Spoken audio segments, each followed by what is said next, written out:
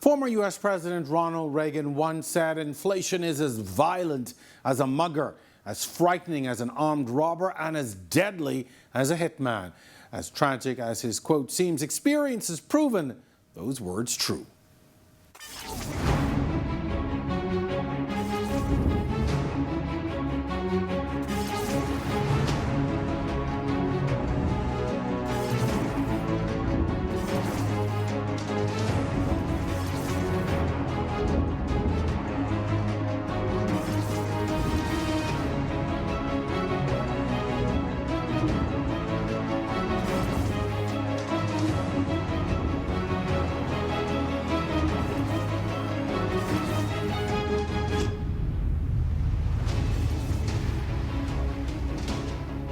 The U.S. is bracing for predicted inflation experts say will come in 2023. As the saying goes, if America catches a cold, the Bahamas sneezes. So it's safe to say we are expecting to get much of the same. The government of the Bahamas has promised to assist with the high cost of living, but to date has not fully explained to what degree. In the meantime, Bahamians wait with much abated breath for fate to take its course. The cost of electricity is going up. Gas prices are skyrocketing. Food store prices are ridiculous. We are all wondering what next. Tonight, we explore the topic, the solution to curbing inflation with two bright minds. I'm your host, Jerome Sawyer. We'll see you on the other side of this break. So the project really pays itself back. Correct. They set up at the conference, the school.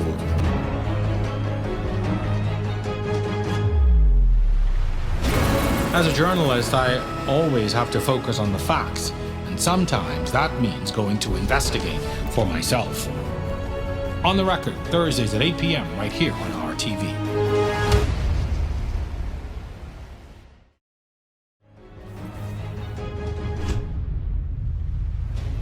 Welcome back once again. Our topic tonight is the solution to curbing inflation. As we said, our guests tonight are two young, bright minds, Carlisle Bethel and Tevin Bannister, who are no strangers to On the Record and will serve tonight as our economic contributors. Gentlemen, welcome back to On the Record. Yeah, thanks for having us, Jerome. Good evening. So let's begin by, trying to help people to understand what is inflation.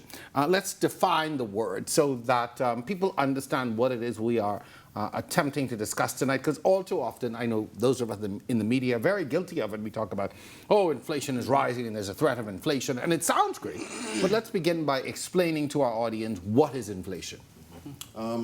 Well, by simple definition, inflation can simply be described as too many dollars chasing too few goods, or by alternate definition, a general rise in price level over time. So definitely we've been hearing talks of that in the media. I think based on our proximity to the Northern American markets and the sort of cycle that they're in, nearing up to their midterms, we kind of hear about it more and more. Every time we turn on our televisions, it's the Dems versus the Republicans, and trying to cast blame as to whose policies would have led to this inflationary pressure. But we've seen even with something as beneficial as President Biden's relief program or relief package, that $1.9 trillion package, that in and of itself would have led to a slight increase in prices in the American markets. And then for us, as a Bahamian economy, like I alluded to, our proximity, our consumption patterns have evolved over time, where we, demand products from that market. It has caused us to import to a high degree. And then aside from that, the war that has broken out, various supply shocks that we have seen as a result of the pandemic, all of these things have led to a general rise in prices. We've seen about a year ago, economists were combating on how to actually increase inflation. It was too low at one point. But now, just about a year later, we see that we've seen historic levels in the U.S. and definitely we're feeling it here as well.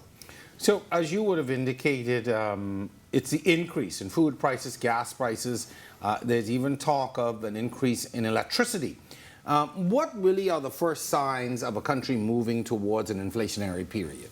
Yeah, I think Tevin pointed out quite wonderfully, some of the causes and effects of it. And one thing he mentioned was that, they were trying to encourage inflation at some point in time. And I think that's important because governments are always trying to manage inflation. It's always here, it's always with us. They aim for about a 2% inflation rate every year. But what we've seen this year and some of last year's inflation rates 8%, 9%, 10%, in some cases 12%. In fact, I have here this report here from the central bank. You can see right there. And what on this, it speaks about the prices and the inflation, and it speaks about transport growing 12.5%, communication services 11.4%, food 5%, health 4%. But this is last year. I mean, this is March 2022, and I think this is important because, as Tevin mentioned, the war in Ukraine has added another shock on top of the inflationary pressures. So this doesn't reflect what's happening as a result of the war in Ukraine. But what we've seen is, the pandemic has really disrupted supply chain. So it's harder to get goods, it's harder to bring in goods, and when supply decreases, demand increases because all the stimulus packages between Trump and Biden, close to $5 trillion, I believe. There's a lot more money floating around, less goods available, prices go up. If you bring it back home, I know when it first hit, the government spoke about it being transitory, right? And I think they had a point with that, in that if it's supply chain driven, then it'll work itself out, and it's almost like if there's a clog in the drain, right? It'll work itself out and it'll clear the drain. But what we see with the war in Ukraine is that it shot gas prices up, and that's why we see the spike, the jump from. We used to think $5 was a lot in Nassau, but now we see $7 and $10 on family islands because of the war in Ukraine. And as a result, we're going to see a protracted inflationary environment as a result of that, because I think about 30% of the world's oil and gas comes from Russia. And then with the sanctions, where's that supply filled on the global stage?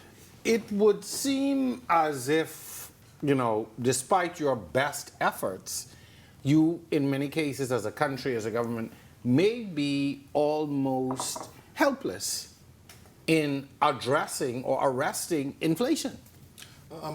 No, I think you're absolutely correct. Well, first and foremost, the cabinet of the Bahamas, the government of the Bahamas can't control the oil prices, right? The governor of the central bank can't call up Putin and say, my brother, ease up a little bit, eh? So you're absolutely right. As a country, to a certain degree, we may be helpless, but I am still of the belief that we cannot just throw our arms up in the air and say, we're waiting for sanctions to lift on Venezuela, etc. As a small, open, dependent country, we've had this sort of sector and a half sort of economic model with tourism and financial services. And, while we've experienced decent economic growth over the years, while respectable, these two industries still haven't done enough to sort of grow our economy.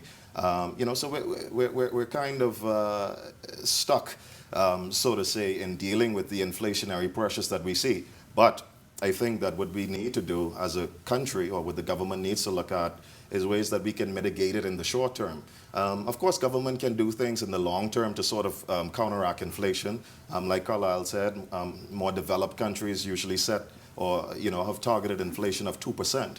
And at that particular level, you don't really feel it, over the years. But when we sort of see hyperinflationary pressures and prices growing too quickly, we tend to feel it. And I'm certain that you and every Bahamian under the sound of my voice is feeling it. So I think we have to explore those mitigating mechanisms to grow our economy. And we have to look at expanding businesses, how we can lift real wages. And, in that way, we can provide some sort of relief and pressure to persons in our country.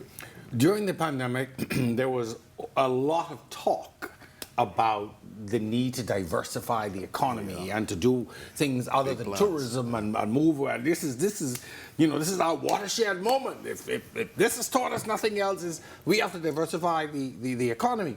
The moment the borders opened up and tourists started coming back, I haven't heard a thing. Yeah. We have gone back to waiting, if I can borrow a term, on that Yankee dollar.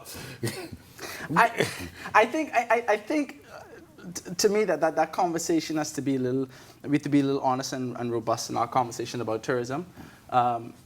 Tourism works. Mm-hmm. It works for our economy.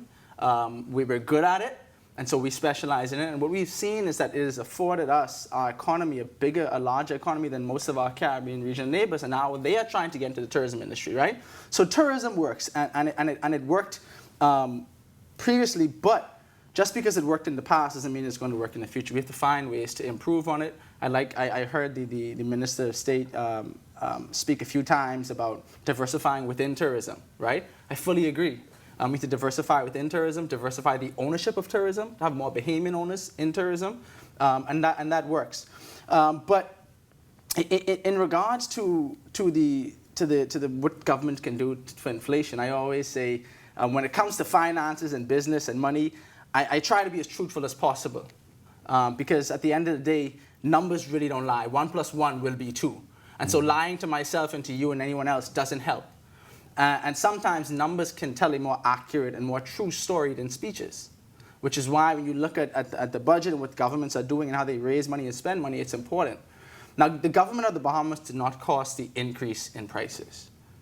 Some of the policies contribute, and there are things they can do to decrease. For example, tax policy is a big thing. We saw in Barbados, the Prime Minister, Mia Mottley, she put aside $25 million for a gas subsidy, brought gas prices down to around $5. We see in the States, they're looking at gas holidays. We've heard the Gas Association speak about capping the VAT tax on gas.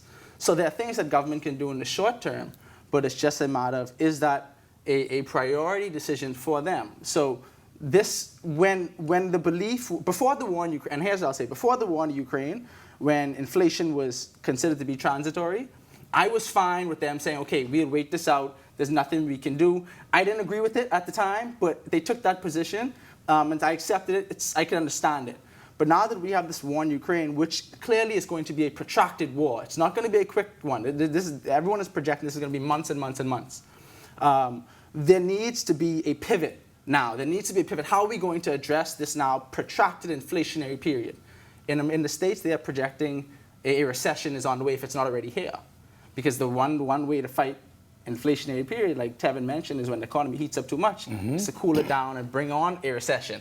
And so what are we doing to pivot to address the issues? And the tax policy is a wonderful place to start. Now, before we get into tax, I do want to delve a little bit, though, into this recession. Because, again, that's another term that's thrown around. And if America is headed for this recession, as you and others have predicted, what does that now mean again for the Bahamian economy? Well, I think coming out of the pandemic, we kind of saw a sharp sort of V-shaped recession where things slowed down. And like you mentioned at the beginning of the show, things started to pick back up a little bit.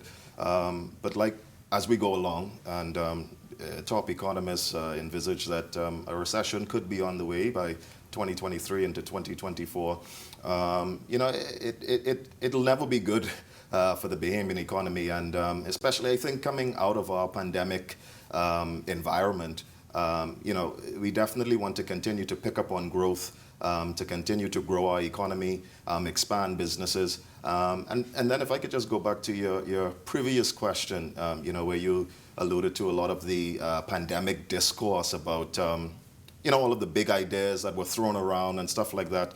We had both parties, I should say, in their respective campaign literature, who spoke to, immediately providing $50 million to small businesses, to small and medium-sized businesses. So these are a lot of the big ideas that were thrown around, but like Kalal said, and I'm not picking on any administration by any means, but like Kalal said, it really didn't translate into the numbers. So the speeches can say a lot, but we really have to delve into the numbers. Even when we look at, we had big talks about developing our food industry. If you delve deeper into the budget, you see that I think about $1.3 million was set aside for direct assistance to farmers. I think that represents about 0.009% of GDP. You know, so, you know, we say that these things are big ideas that we can capitalize on, but I think if we're going to be in a deficit position, if we're going to continue to run fiscal deficits, then we must invest in things, in industries that we think can grow our economy, mitigate these inflationary pressures, and just develop our society as a whole. But is it practical in a situation like this when you are faced with rising inflation, you are threatened with the possibility of a recession, to put additional monies or I guess reconfigure your budget in some ways to go into those areas that may not necessarily yield you good results, may not yield positive results. Is this the time really to take that risk? In fact, and a number of economists would argue this is the best time to do it. When you see the economy go into recession, this is the time when governments want to really spend money. One, it forces money back into circulation.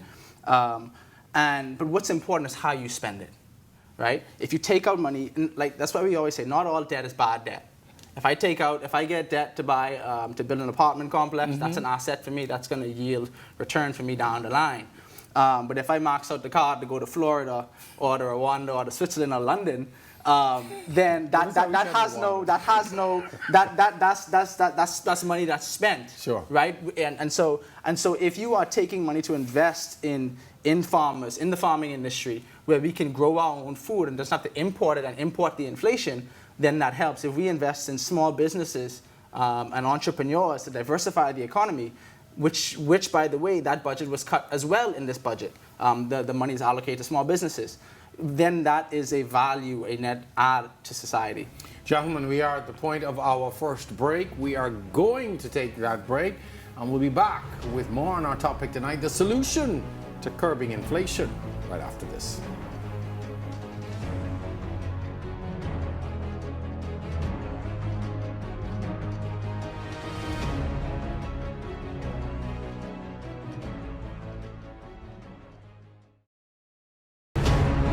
So the project really pays itself back. Correct. They set up At the conference,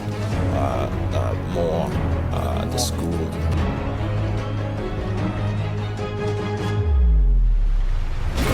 As a journalist, I always have to focus on the facts, and sometimes that means going to investigate for myself. On the Record, Thursdays at 8 p.m. right here on RTV.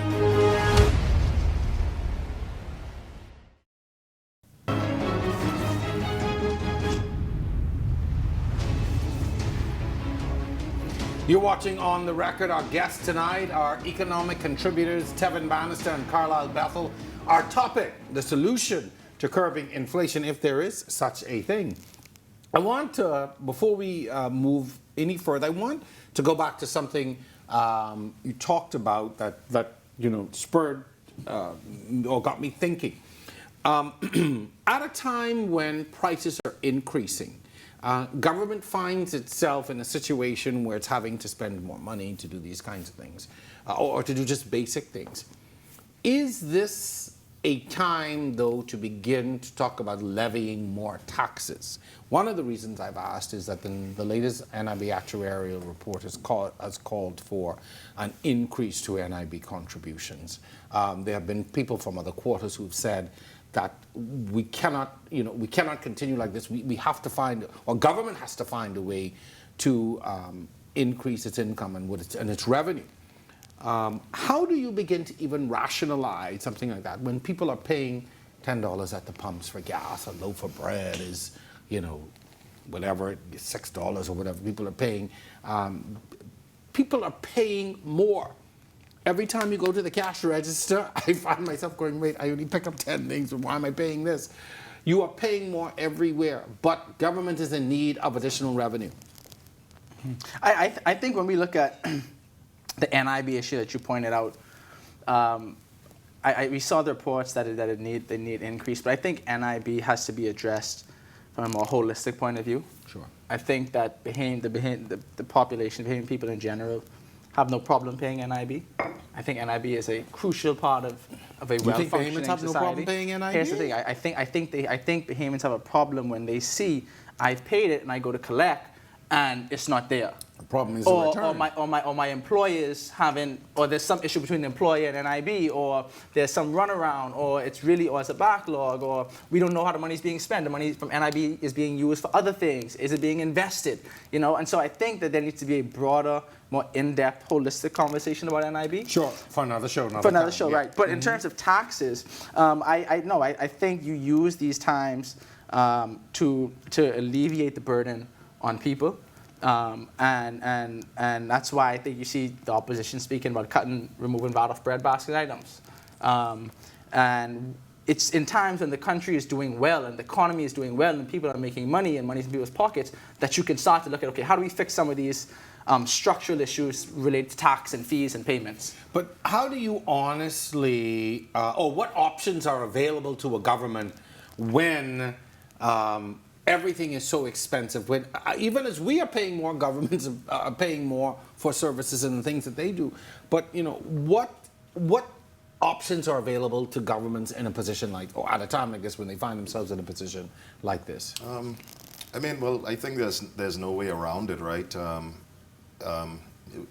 The deficit is probably going to expand as we have to probably undergo expansionary fiscal policies to try and arrest the issues that we're currently facing, as well as the economic issues that may be on the horizon.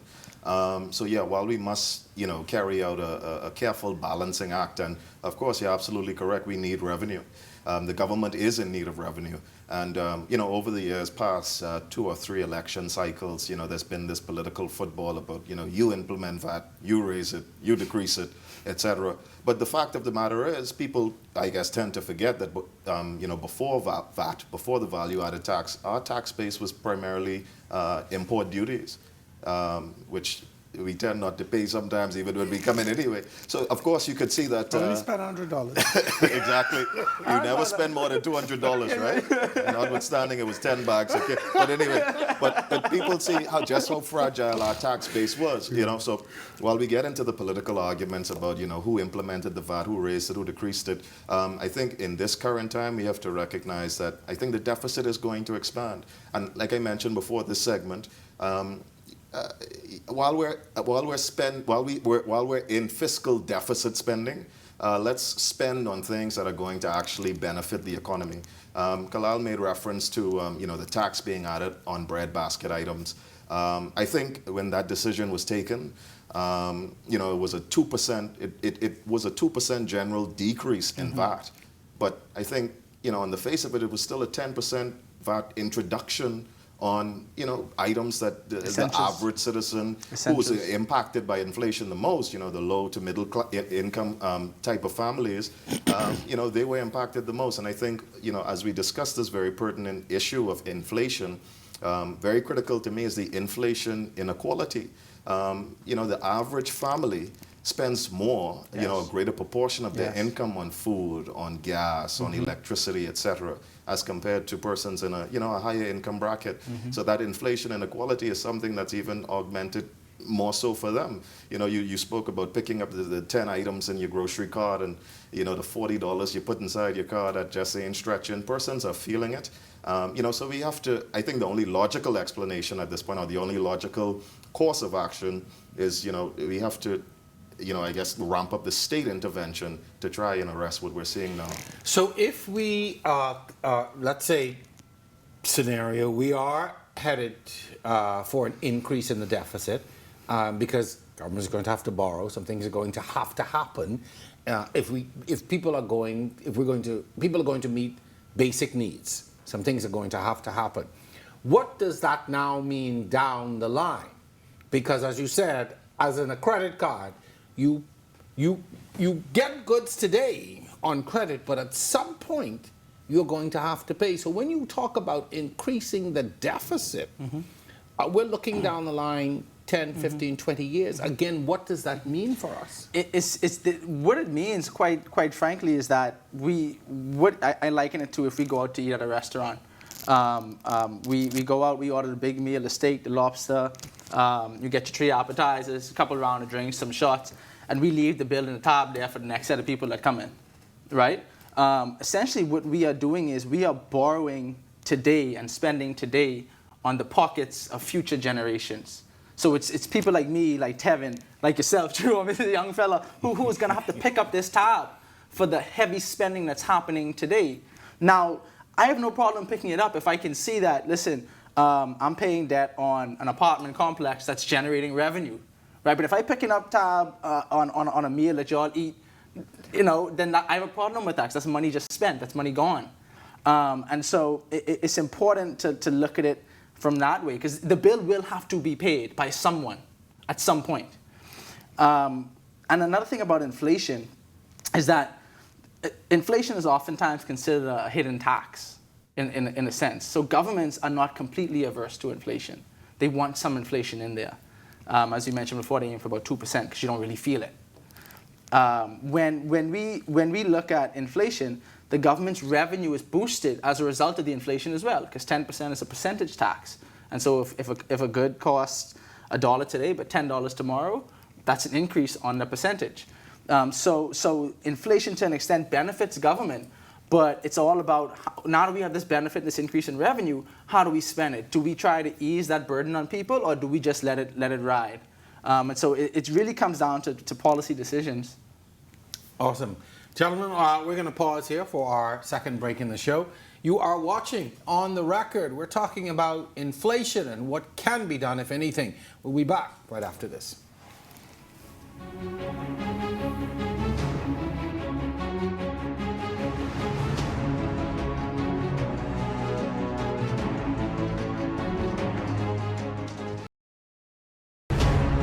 So the project really pays itself back. Correct. They set up At the conference, the school.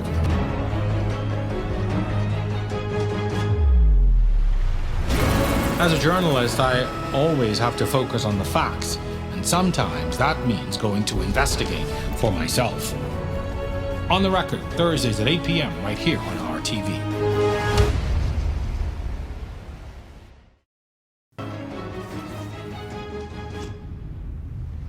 Welcome back. You're watching On the Record. Our topic tonight, the solution to curbing inflation. Gentlemen, how does inflation affect someone's earning power or the value of their salary? Okay, I guess I'll go. Well, like we mentioned at the beginning of the show, inflation is a general increase in prices.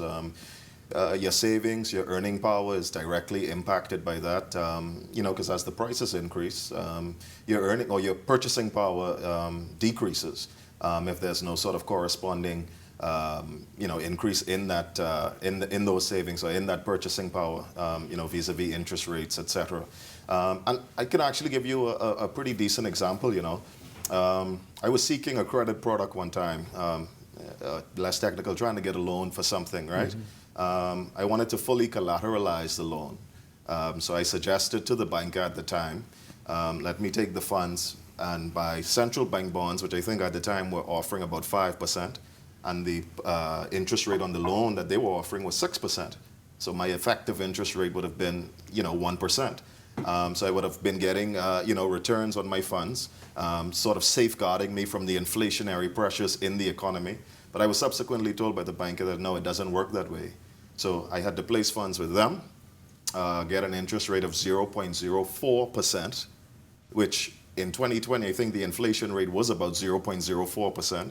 So you could see I already lost my purchasing power, or at minimum, it equaled out in 2020. So you see, I think, when we look at situations like that, I think that, financial institutions, perhaps led by government's moral imperative, should begin to, put the pressure on financial institutions, or, at the very minimum, try to urge these institutions to try and figure out ways where we can protect ourselves from the inflationary pressures. And that's why, I always encourage persons nowadays to look into sort of alternative markets as well, not to change the track of your show, but, decentralized finance, crypto markets, etc.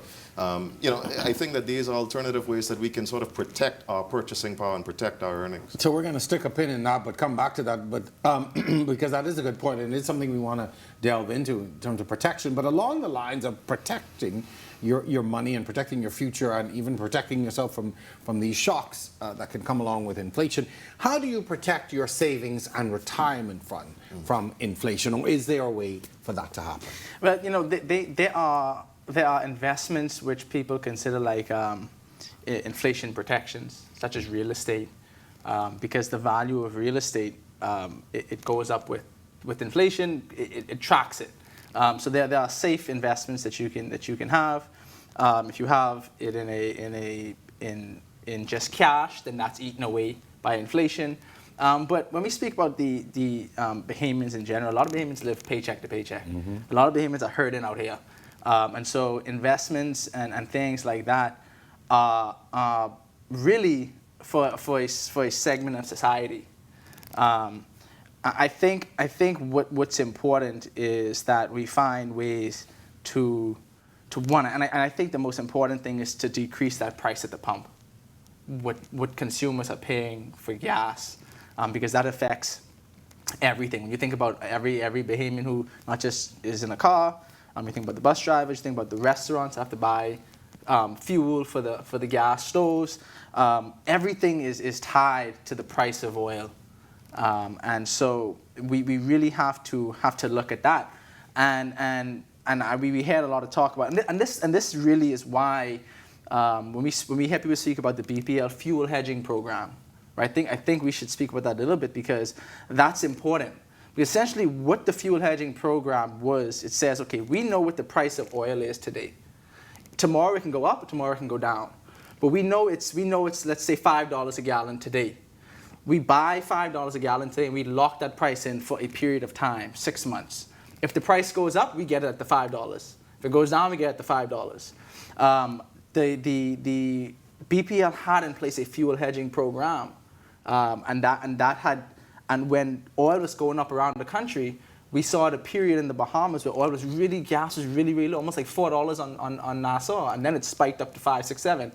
That's because the fuel hedging program, it dropped. And I think it's something that the government should speak a little more on as to why it dropped, why they let it drop. But it's estimated that it cost the economy $60 million just in the increase in fuel prices. And so that in itself would have provided a windfall and a boon to society. And you're talking about the price of the pumps, but and ultimately that affects everything, and it affects transportation, it affects the end costs. Because we import and we move stuff around. I mean, if you bring something into the dock, it has to get to your business. There is a cost. And I guess that's my segue into how can businesses safeguard themselves in a period like this? Because all of your costs are going up exponentially. And your prices may be going up, and so at the end of the day, it's affecting your bottom line. Is there, or are there any safeguards in place for businesses or people to be able to protect themselves at a time like this, so you don't go out of business? I think following on Carlisle's point about similar to a hedging program, etc. You have larger businesses who could undertake several sort of financial transactions. Like investing in or purchasing their commodities through futures contracts, options contracts, to sort of safeguard, what's happening now, or safeguard against future volatility. But really and truly, for a small business who may be experiencing, sort of cash flow issues, or just extreme increases in prices for their inventory and stuff of the like, I'm not certain that it's much that they can do. The moms and pops stores who are struggling to survive. And I think I've been harrowing on this for the entire show. I think it's just imperative that insofar as government does control what happens from a tax perspective, whether it be the taxes at the pump, whether it be taxes at the border, in the interim, and you've pushed back a little bit on me talking about fiscal deficit spending, etc.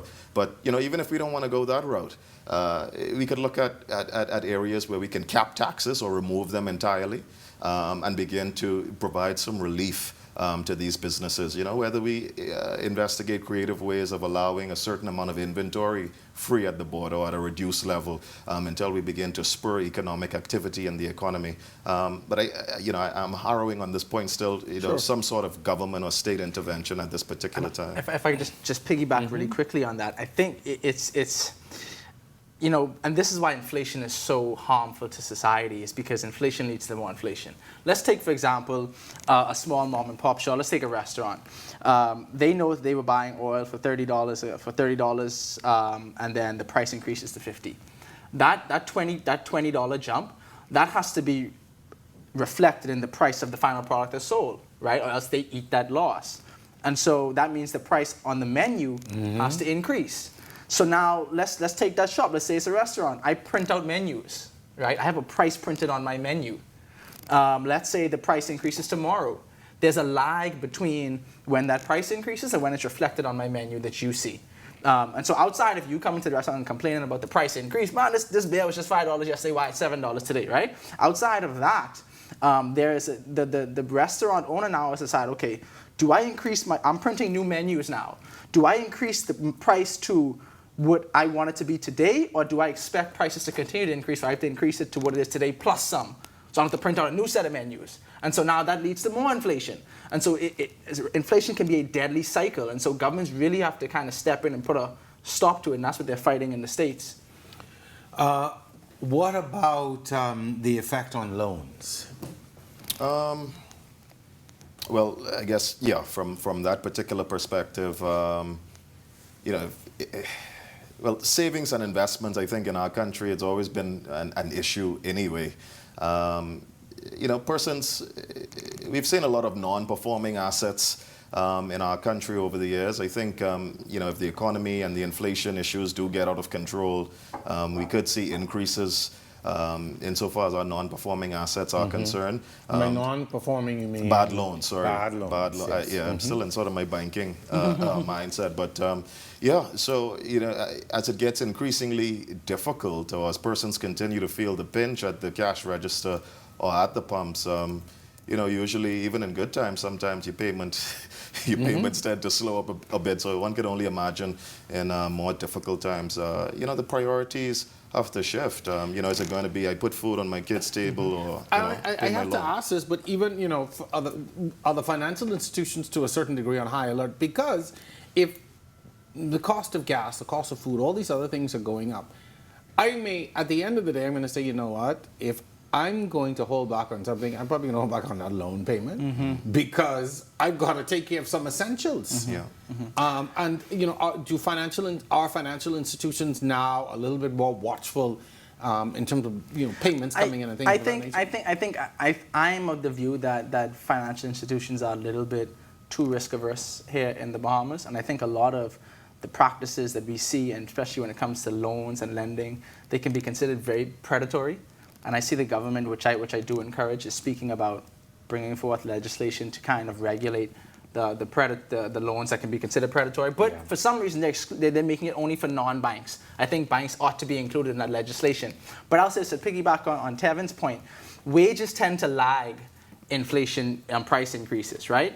If I have you locked into a contract for a price, a wage to do this show, you can't come to me next month and say, listen, inflation went up 10%, I need to go up 10%. And I'm saying, no, we have an agreement in place. So what that says is if you translate that to like investments and real estate, and let's say you have a rental agreement, if I sign a rental agreement with you for $100 a month and inflation goes up, and really the landlord really wants to now collect $120 a month to make up for that inflation, that person loses because you locked into a lower price. Right? But if you have these short-term transactions, then that's when you really start to see the hit. So that's on the more technical nitty-gritty level. I think at the higher level, we see that wages does not increase in the short term and medium term. It lags the price increase. In the long term, it'll all equal itself out. But when you see, you know, the price of gas can change every day, but someone who goes to work every day, they don't get a new paycheck, a new salary every week, every month. They have that same price that they had even before the inflation hit. Is there, and any opportunity I get on the show, I always ask, or I try to encourage it, but You know, from a cultural perspective, and both of you have alluded to it, we're not a people of savings. We are very much now people, as you would have described it, living paycheck to paycheck. Lots of us find ourselves at retirement and then we have nothing. You know, what, from where you said, what is it going to take, or is it even possible for us to be, or to begin to see that paradigm shift where we get our people to think more about savings? And you can't just always rely on this pension that you get at work, because, you know, there is this farce that, you know, I'm going to get this huge amount of money when I retire, or I'm just going to, you know, live off into the sunset off of this huge amount of money that I'm paying into a retirement fund through work, and that's not the case. Some people just find themselves with very meager amounts of money at the point of retirement. Yeah, and well, savings and investment is something that's always been sort of near and dear to me. I even went as far to write my master's thesis on the savings and investment trends of Bahamians. And that should be interesting. Yeah, but you know, you're absolutely right. You know, persons are of this false belief that when they reach 65 or what have you, that they have this huge nest egg that they'll be able to rely on. But the very premise of this show is inflation. And that inflation over the years, you know, if you're 30 years old, you probably have 35 more years in the workforce. You know, after 35 years, inflation will eat away at, you know, what you were supposed to be getting at the end of the investment period or what have you. Or, you know, there are also other risks that could happen. Currency debasement, you know, our currency may be, not to raise any alarms, but, you know, there's a risk of currency being devalued to pay for your deficit spending and stuff like that if we don't have the proper institutional mechanisms to handle these things. Yeah, so I think persons definitely have to begin to look at their future, and I think it all begins with education, Jerome. You know, I think in our curriculum in schools, we spend so much time teaching things that, for lack of a better term, don't necessarily matter or will, you know, greatly impact your life. But what about the financial literacy? You know, after you go out, enjoy yourself, buy out the bar one weekend and what have you, you know, what are you really living for in a few years? What are you going to have? And as a former banker, I could always remember individuals coming and say, you know, what NIB send there, and this and that, and you see it's about $200-300 a month, and really and truly, how could you sustain yourself off of that? You know, so we have to look at other investment opportunities to sort of augment our pensions, augment our NIB, you know, benefits. Gentlemen, we are at the point of the final break in our show. We've got a few more things to talk about, so stay with us. We are back with more On the Record, our final segment, right after this.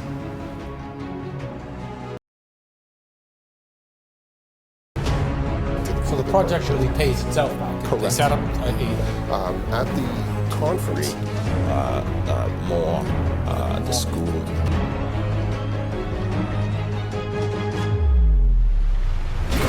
As a journalist, I always have to focus on the facts, and sometimes that means going to investigate for myself.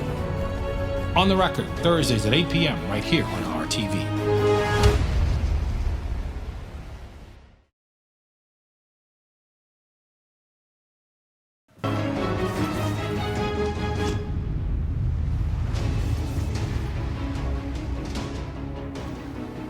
Welcome back to our final segment. We are discussing curbing inflation.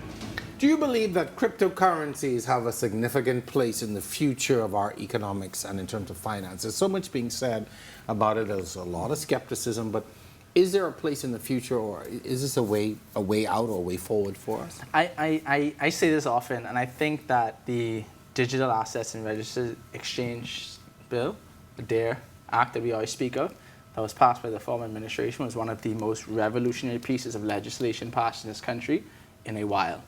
And I say that because it has the opportunity in a world that is scared to tackle the issues of digital assets and cryptocurrencies. We in the Bahamas have tackled that, have taken that on head on, and we are well on our way, if we do our jobs properly, to build a new industry in this country that is at the forefront in the world. If you look at the industry in the States, it's very fragmented, very broken up. You have to report to 10, 12, 20 different agencies.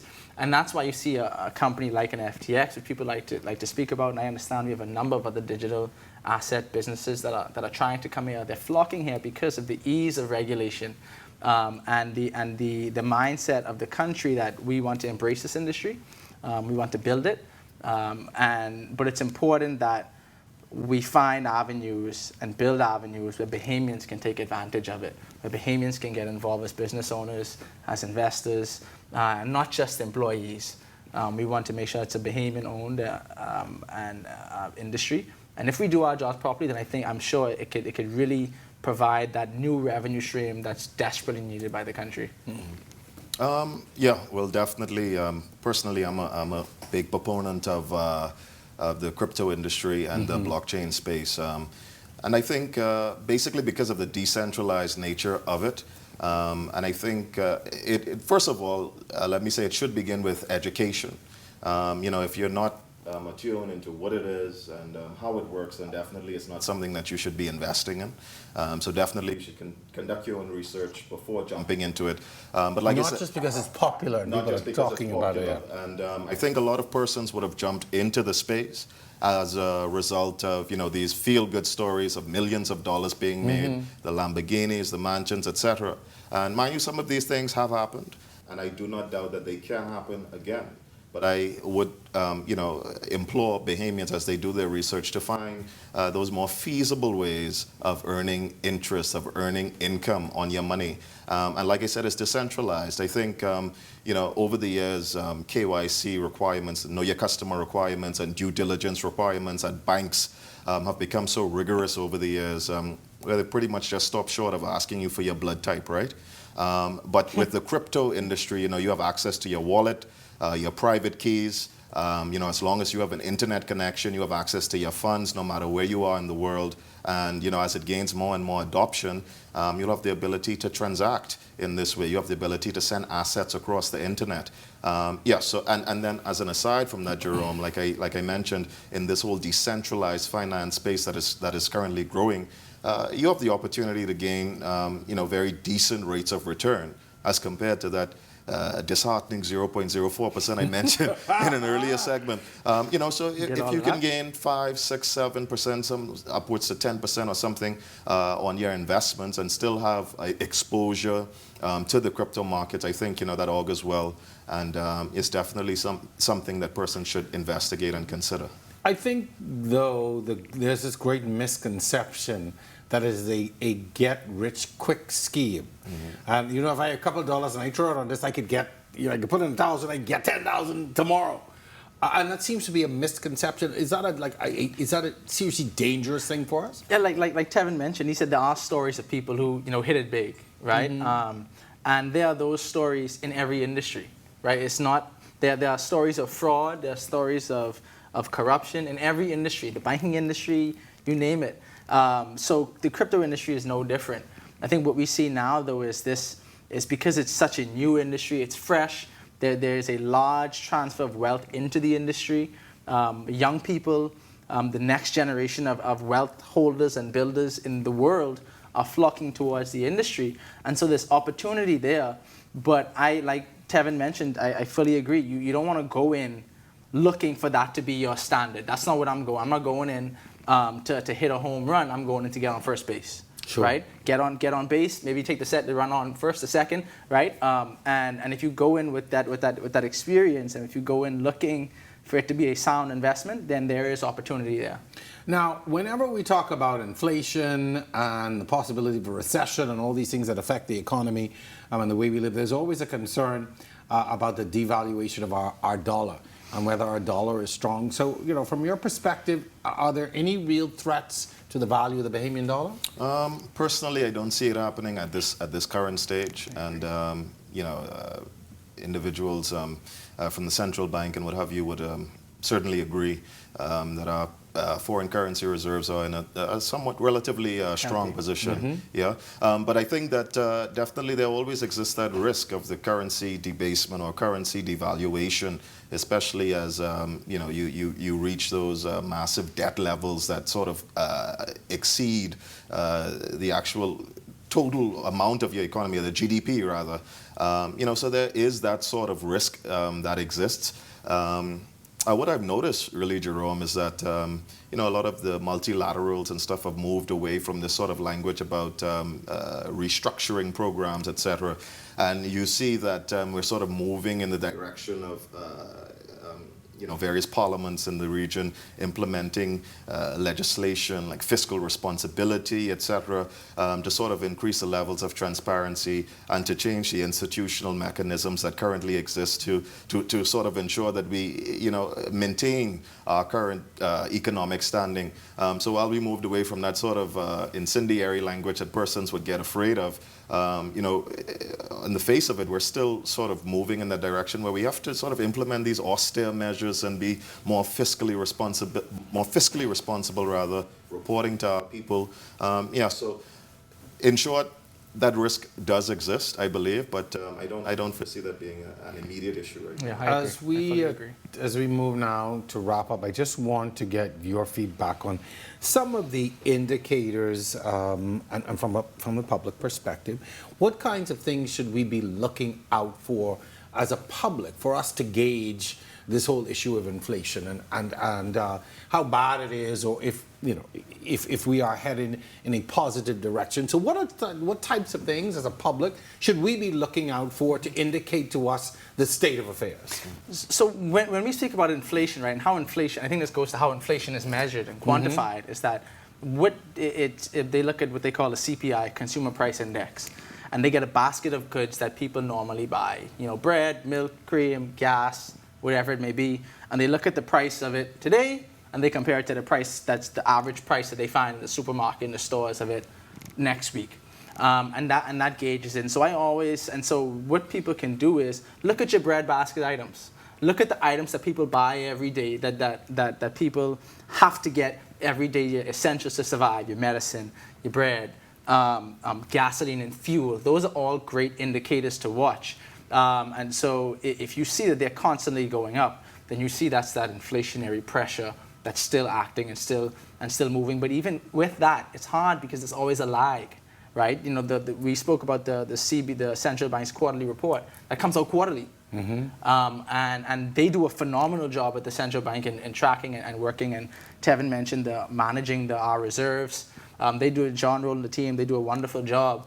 So it really is difficult to manage. But if you had to, I would say look at your bread basket items and watch those prices. Similarly, I think that there are various leading indicators that we can look at, even from, I guess, simply an anecdotal level. As we go in the food stores, you see the general increase in prices. You see the increase in fuel. So definitely those are the indicators that we will look at. But I think just from a general economic perspective, these things, like inflationary pressures, economically will work themselves out. But I think the ultimate conclusion we must walk away with is that in the short term, there are still mitigating efforts that need to be taken by government to alleviate that pressure. Yes. Like I said earlier, in the long term, we can take steps to ensure that inflation doesn't, peak out of control. But in the short term, I think state intervention would still be necessary. Gentlemen, that is a good place for us to end. I do want to thank you for coming on and talking this evening. Hopefully we've been able to help our audience understand what this all means and begin to sort of navigate their way through all of it, and certainly good advice on what to keep an eye out for. So again, thank you so very much thank you for being with us. That's going to do it for tonight's episode. Our topic tonight, the solution to curbing inflation, and our guests, economic contributors Tevin Bannister and Carlisle Bethel. Be sure and join us again next week for another topic that directly affects the lives of Bahamians. Until then, I'm your host, Jerome Sawyer. We'll see you soon.